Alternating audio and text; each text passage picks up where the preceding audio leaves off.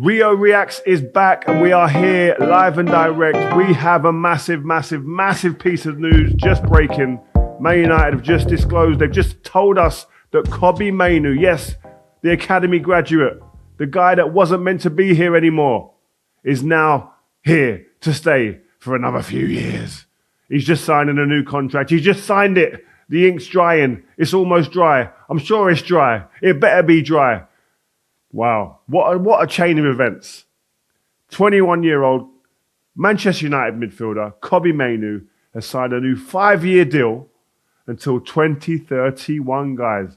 And you know what? This is following like a period where he's just come out of the traps, been given the opportunity, a regular in the first team at Man United, back in the international scene with England as well. And this guy's been known from day one for his composure in the midfield, his control of things, ability to beat the press. A lot of people are going to be saying, who's the one that complements him? Who are they going to go and get now? Because he's staying. Who are they going to get? And I think there's probably 2 or 3 players that jump off the script straight away. I think Anderson jumps off the page. Premier League experience. Plays for England, international player as well. Is going to play in the World Cup.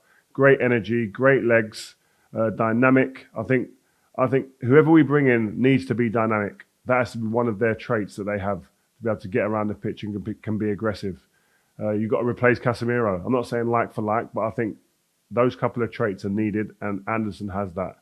I'm seeing Tchouaméni being talked about. I think he's a different type of player, very physical, capable to go into battle, huge experience, unbelievable winning mentality. Plays for France, one of the favourites of the World Cup. That says enough. I'd be happy with either of them two. I'm seeing Baleba come back into the shout again. I think he's got undoubted ability. I still think there's a lot of learning to do with him, but I wouldn't say no to him either.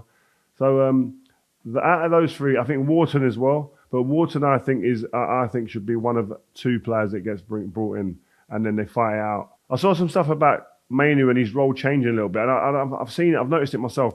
Dropping in deeper, almost switching with Casemiro. Casemiro going and getting the goals, and Mainoo going into the deep areas because he's so great at getting through the press and beating that press with a drop of the shoulder. His calmness under that pressure.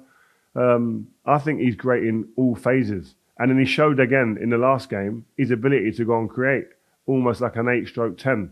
Dance through 2 or 3, 4 players, set it on a plate for Ahmad. Obviously, he fluffed his lines and didn't score it. But that's the great beauty about having someone like Kobbie Mainoo. He can play equally as well through the 3 phases of midfield. Getting the ball off the back line, beating the press, getting it in the middle areas and controlling the pace of the game.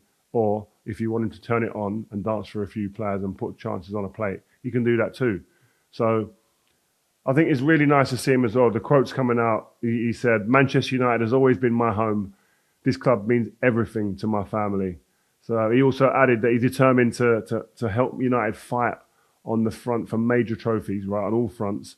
And you can feel that the club is, the belief's coming back to the club. And I think that's interesting to hear from a player as well. There feels like there's a belief. The results are telling you that anyway, as it is. Do you know what I mean? And it's clear that all the players that appreciate him. You see Cunha saying he's going to try and get him a Brazilian passport after that dribbling, etc. So there's no doubt in his ability.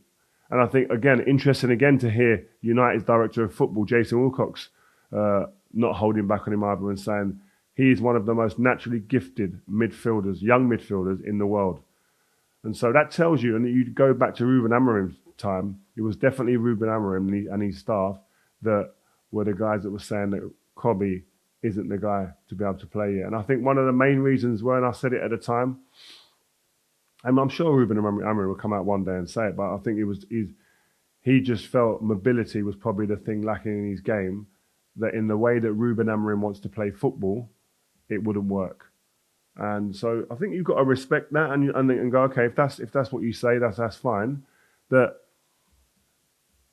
I think that he's proved that now he's come back into the team. I think that his ability is so high that you've got to try and find a way of working him in the team. And if you've got to work his fitness through games and get him up to speed, then I think he's got that much ability that you do that.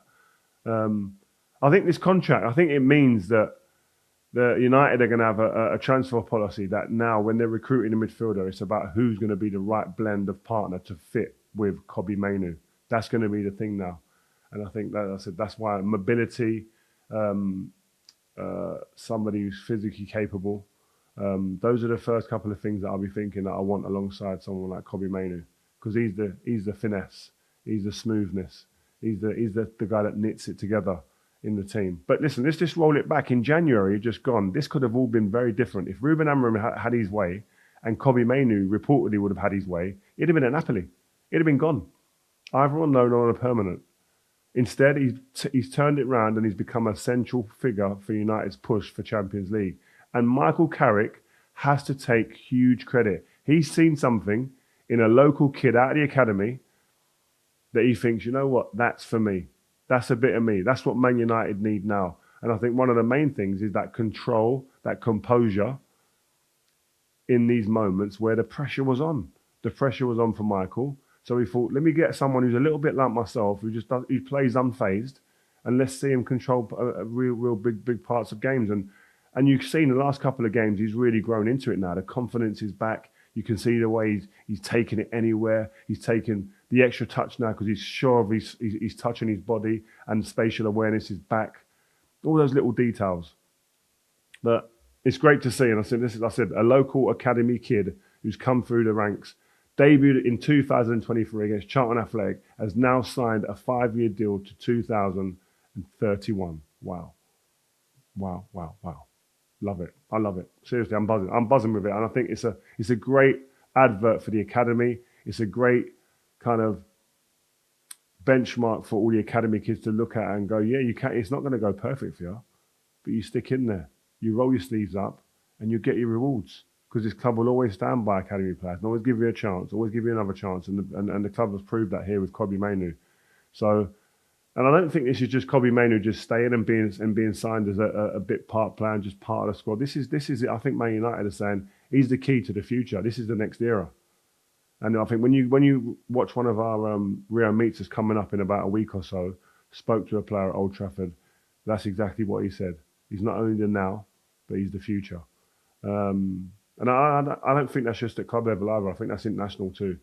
I think it's really going to be like that. And I think he's worked his way back into the thinking and the plans of Thomas Tuchel, featured in the games against Uruguay and Japan. So I think that he's clearly in the thoughts of the manager. And I think we've got to wait and see how he finishes the season and how he goes into the summer with England. And it's going to be interesting. I think realistic hopes for him. I think his realistic mindset's got to be, I want to play.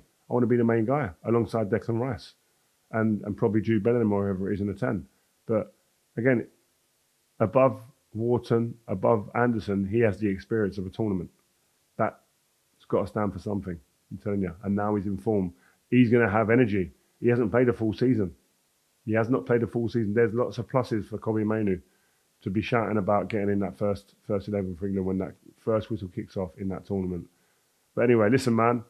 Most importantly, Kobbie Mainoo is a Man United player until 2031, and we are buzzing with that. Man United and England fans will be happy that he's here, he's settled, and he's staying a Red. Anyway, take care, guys. Rio Reacts will be back soon.